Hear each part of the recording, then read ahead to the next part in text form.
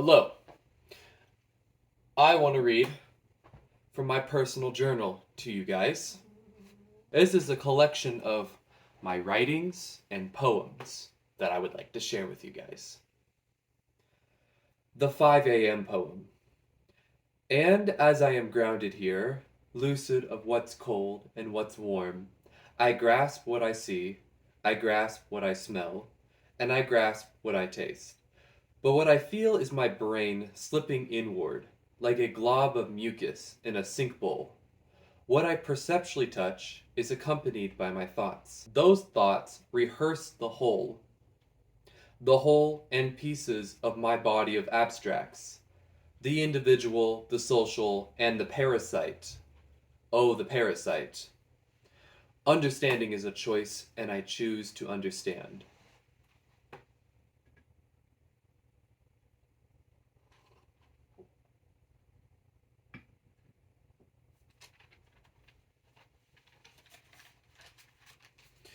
Do I want to share this one? No, I don't want to share that one.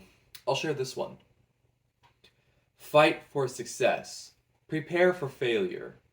What is happiness? Do enough of us stop and even entertain that question? When you look out into the world, what do you see? No. What do you emphasize? We all see love, hate, and indifference eventually.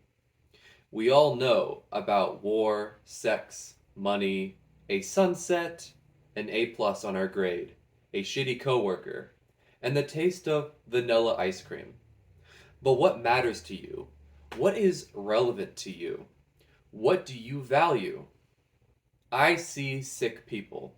I see few friends and fewer friends amongst my friends. I see a sick society. But I don't see this as an original sin.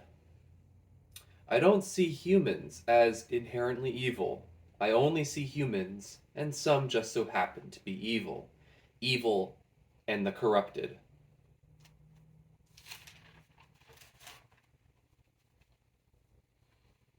It just so happens I was born before a time in history where humanity matured, grew up.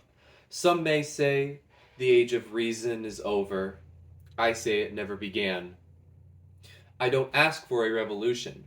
A revolution is just that, a revolution, a spin, a repeat, a cycle. I ask for something completely new. An age of man freed from men, of being a slave to men and of his own mind. The kind of mind a man of mindlessness, of anti-mind, would cultivate for him, would cultivate for himself. An age of man where law and order flourished. One where religion and government, where man made laws, and God made laws too, God made laws, ceased to be. An age out of respect for natural law, true law. When one asks for revolution, they ask for the cycle to repeat. Do you want a repeat? If it is true one is trapped in a sick society, then how can one be happy? Well, what is happiness? There's that question again. What is happiness? It has to do with agreement, accordance, and non-conflict with reality. The at peace with what is. It also has to do with the achievement of values, acquiring food, water, shelter, care, friends, family, romantic love, a career, luxury, pleasure, the arts, sex, wealth, etc. We can therefore define happiness as the state of consciousness where one both achieves peace and values through reason. This is, of course, a spectrum.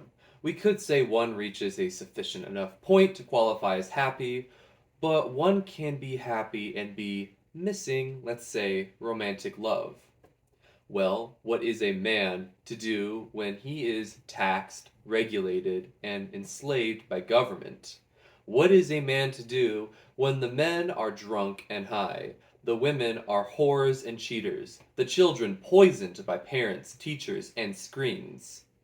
Your fellow man chained you and himself to an iron ball.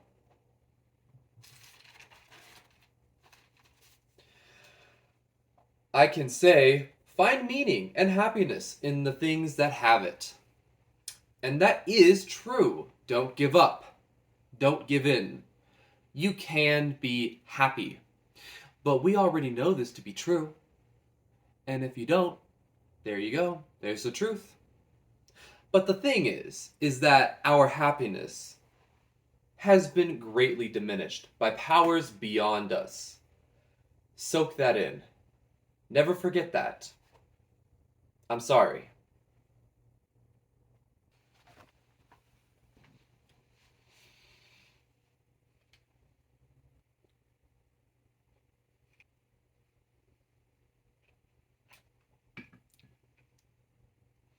Maybe the communists were right about one thing. Is a life working for another company worth living? Building up someone else's dream for survival? Now, I am not saying the capitalist is in the wrong, or any one person or group, unless that group is called government, but let's visit that idea later. I am not owning my work. I don't feel good that most of my time is spent building someone else's business. Everyone should be a capitalist. Everyone should be their own independent business owner. But what can a man do to escape serfdom when it is illegal to be an entrepreneur unless you get a special permission or permissions from the state? A free market must entail every worker is his own boss. The things that make us happy: food, respected rights, music, a warm fire, a good day at work, friends, lovers. When we lack food, we not only lose our happiness, we starve and die. Well, when we lack romantic love, we do starve, but we usually don't die. Food requires the subordination of animals. Love requires the consent of the lover. Therefore, love is rarer, and a lonely man bears the pain of no love, like severe hunger.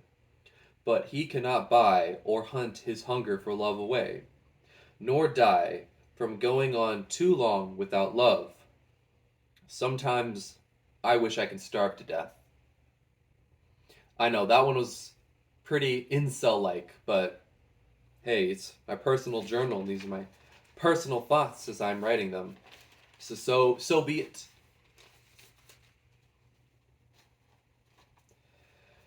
Sweet slice is what I call this poem. Strings slice tastes like honey. Strings lie, they say about money. It's funny, they claim it is the root. Mute is their vision, blind is their taste, impotent is their game, unimportant is their way. Strings tell a story, music is their play, honey is their bait, soft lies is their trap. Is money what they are after? Some say so. Others say it's something more noble. I say honey and sap sound sweet, my. Strings tell a story, soft and sweet lies. The simple things in life is the meaning, the purpose to it all. A clean room, sipping on coffee in the morning, free writing in your journal, the routine of work. To produce a value in society means to trade a value for a value, to trade something you value less than what you get in return. And this essence of the trade must apply to both parties with full consent. But to produce a value means to toil, to labor, which is usually not an end in itself. Sometimes it is not even enjoyable. But even when it is momentarily not enjoyable, It is honest. It is integral. It is rewarding. It is triumphanting. I don't know if that's a word, but I'm coining triumphanting. It is human. And most of all, it is selfish. When we work, we trade. Labor for wage, service for salary, sale for profit. That money is then used for trade again, to buy some of our values. The achievement of those values, so long as they are rational, furthers our own happiness. So then work is good. Really, any work is good. Namely, the ones that produce rational values, as opposed to irrational ones. So long as that remains true, don't worry about what the work is, all else being equal. Rock star, cashier, teacher, a small business owner of a laundromat. Of course, move on to greener pastures. Go be that rock star if you can. But you are also doing good as a cashier too.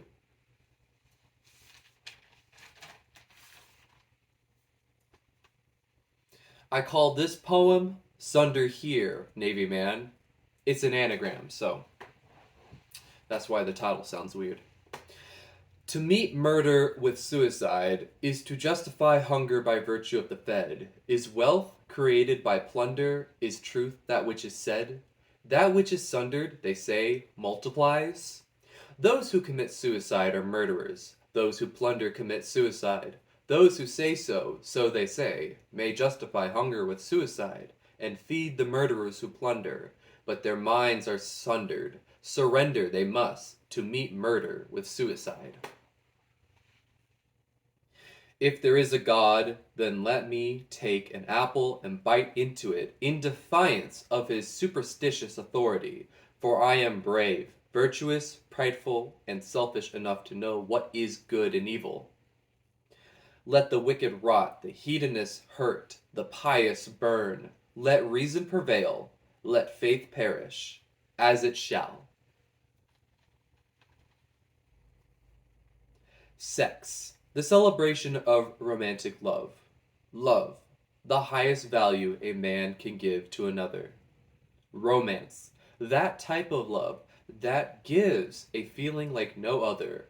The highest form of love, maybe. To me, my highest.